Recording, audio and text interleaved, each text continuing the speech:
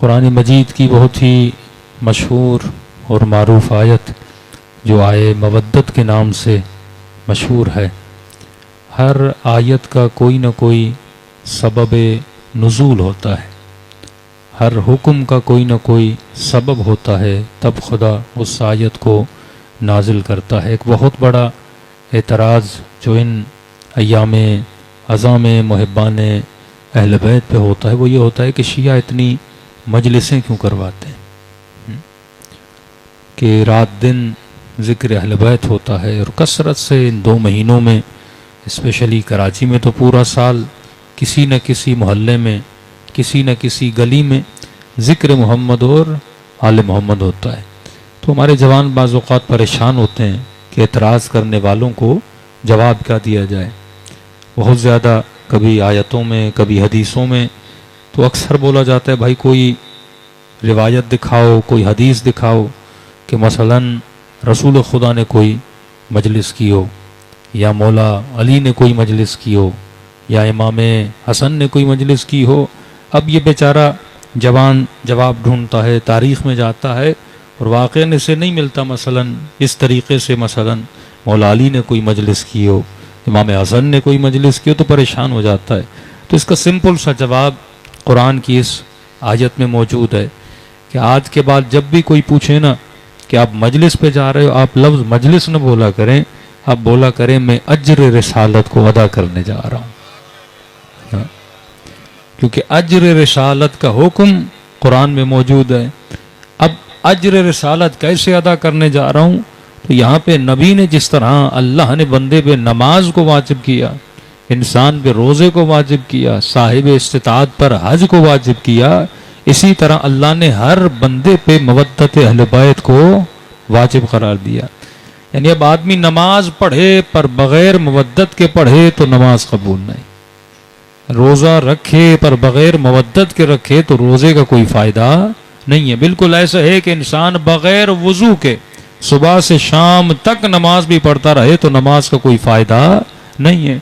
इसी तरह अगर मवद्दत अहल बैत न हो, लाख सजदे दे, लाख इबादतें करे, पर एक भी इबादत का कोई फ़ायदा नहीं है। ये बिल्कुल ऐसे है कि शरई हुक्म है कि अगर कोई मजदूर आपके घर में आके मजदूरी करे, आपके घर की दीवारों को बनाए, छतों को बनाए, मेहनत करके जाए, अगर उस मजदूर की मजदूरी न दो तो उस जगह पे नमाज पढ़ना भी सही नहीं है। मसलन आपने इमाम हुसैन की मजलिस करवाई, कहीं पे किराए से लाउड मंगवा लिए, मजलिस हो गई, आपने कहा अल्लाह ने मुझे अजर दे दिया, पर अगर लाउड वाले के पैसे नहीं दिए तो मजलिस का सवाब नहीं है। जब तक किसी मजदूर की मजदूरी अदा न करो, खुदा कहता है पहले मेरे बंदों की मजदूरी दो, फिर मैं तुम्हारी मेहनतों का तुम्हें अजर अता करूंगा। पहले मेरे बंदों का शुक्रिया अदा करो, फिर मैं खुदा तुम्हारा शुक्रिया अदा करूंगा। अब यह है कायनात का छोटे से छोटा मजदूर जो किसी का घर बनाए, कोई आपको लाउड किराए पे दे दे, कोई आपको शामियाने किराए पे दे दे, अगर इनकी मजदूरी का हक अदा न किया जाए तो फरमाया कोई अजर नहीं मिलता। और कायनात का सबसे बड़ा नबी जिसने दीन खुदा के लिए मजदूरी की, जिसने पत्थर खाए, जिसने अपने चचा हमजा को शहीद करवाया, जिसने कायनात के लिए इतनी कुर्बानियां दी, अब वो हबीब कह रहा है, अय मुसलमानों मुझे ये बताओ मैंने इतनी मेहनतें की, क्या मैंने जिंदगी में कभी तुमसे कुछ मांगा? कहने लगे नहीं यार रसूल खुदा। जनाब सैयदा का खुतबा पढ़िए, भी फरमाते आए अरब वो वक्त याद करो कि तुम मक्के की गलियों के गढ़ों में खड़े हुए नजस पानी को पिया करते थे। ये तुझे किसने बताया कि पाकीज़गी क्या होती है, निजासत क्या होती है? ये मेरे बाबा थे।